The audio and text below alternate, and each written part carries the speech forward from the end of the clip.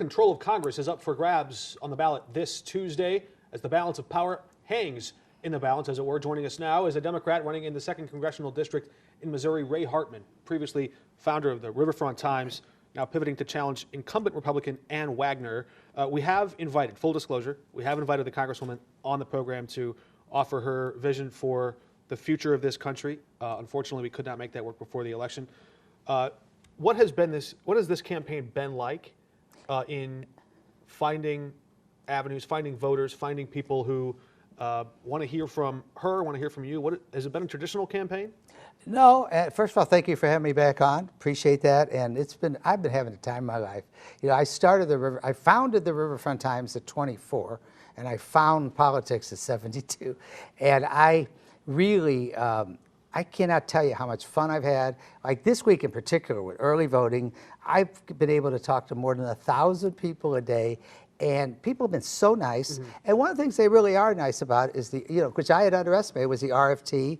And I think the reason that's relevant to this campaign is that people know me. They know and of course, 37 years on Donnybrook. They know I speak what I consider to be the truth without spin. And that's sort of my calling card. Are you going to bring any of that experience? People vote for candidates for what they can bring to the job. Right. And in this information climate we have, there's big tech decimating local news organizations. Yes. And I wonder, do you hope to reform at all the way government supports, stifles the spread of information or the press? Absolutely. If you want to know what I'm about, people know me for my views and stuff, but this is actually not there are some key issues that we stand upon on, but there's something called the Problem Solvers Caucus in Washington. It's 32 Democrats, 32 Republicans. They get together rather quietly, work across the center, solutions rather than sound bites, and I got to be accepted. I'm going to, when I win, which I hope to do, that's the first place I'm going, and to try to be part of what we do on Donnybrook was people yelling at each other, sometimes too loud or talking over each other, but we're talking about issues, never calling each other names, never, and at the end of the day, we're friends. You're talking about temperament, but I'm asking about, so let's face a problem. Sure. Right. Print media is declining, if not dying. Right. What's the solution? I don't think Congress has a solution to it. I mean, it's the culprit, in case of my newspaper, which lasted 46 years but recently passed away, is your cell phone. I mean, it's changed, and the digital age in general has changed the way people get information. There's nothing for Congress to do. We've got some tasks in Congress to make sure there's at least some accountability and reason to the great new frontier of all these digital platforms, and that's a real complex issue. But let me say this about that and other stuff. Whether you talk about that, immigration, everybody wants you to play hero ball. They want you to come in and say, we're good, they're evil. We've got to get away from that. The best solutions, and again, I harken back to our show, is when Democrats and Republicans share and come to the middle. And I really mean that. Is there an example where you have done that? And I'll ask the question this way. Do you think Donald Trump will win the 2nd Congressional District in the popular vote? Absolutely not. I don't think he may. Who knows what's going to happen? You expect he'll win Missouri?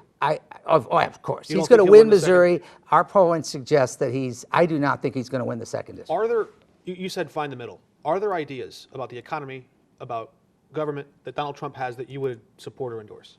Well, I don't know that it's hard for me to know exactly what to credit him with ideas. I will say, as far as Democrats and Republicans go, I think the place to start on the economy is a shared sense of accountability and desire to rein in the federal deficit. That's something we should be able to work across the aisle on. Tariffs it's just a gimmick. And tariffs, of course you need some tariffs on a limited basis when there's trade improprieties, but everybody knows. The Biden-Harris administration has kept Trump's tariffs in place. Some of them, and some of them should. But the idea that tariffs are some kind of magic wand, they are, if you overdo them the way he's talking about, they are, of course, just a sales tax. I will say this, tariffs have a role in the mix. The one thing, and I'm glad you mentioned them, this stuff, international trade, is uncomfortably complex. And what we all seem to want is quick fixes, easy answers, sound bites. And most of these issues require the two sides to collaborate. There's so much we could ask you. I want to do a quick lightning round. Just get your positions on these things. Sports betting, yes or no? Yes. Amendment 3, legalize abortion, yes or no? Yes.